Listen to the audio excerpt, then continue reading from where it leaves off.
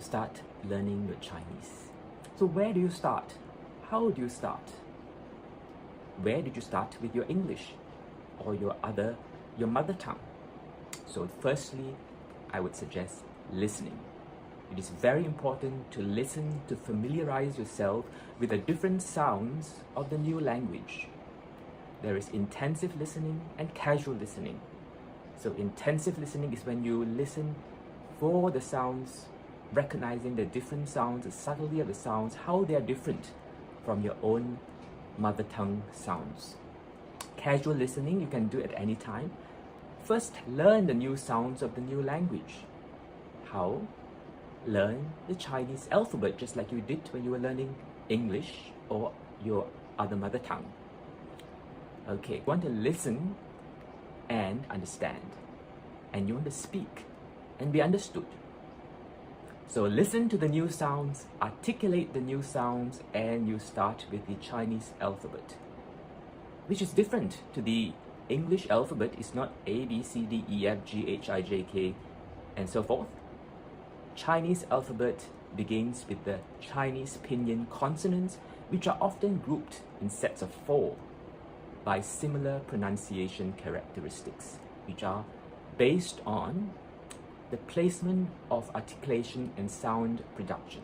You may not have learned the Chinese alphabet or Chinese Pinyin consonant in this way. You should learn it again and learn it in this manner with groups of 4.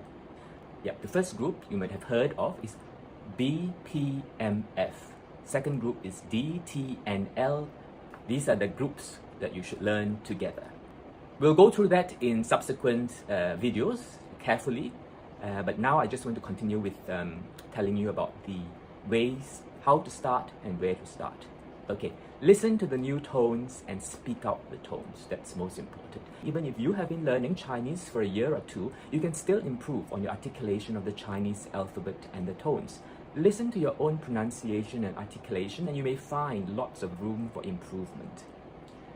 Secondly, learn to say 1 to 10 in Chinese. That's the easiest series of words to start with.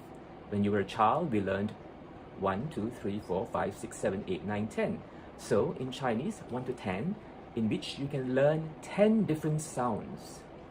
And not only that, in the numbers 1 to 10, you have all the tones, which is only 4.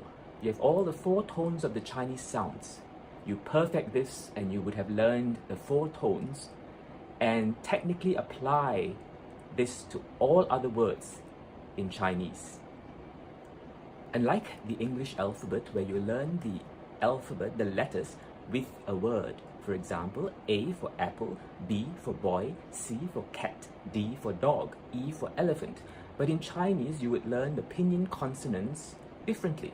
You would first learn just the consonant P, P, Mo, Fo, and later on you can add the consonant P, Pa, Ma, Fo, and the rest.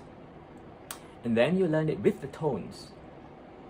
Ba, ba, ba, ba. P, p, p, p.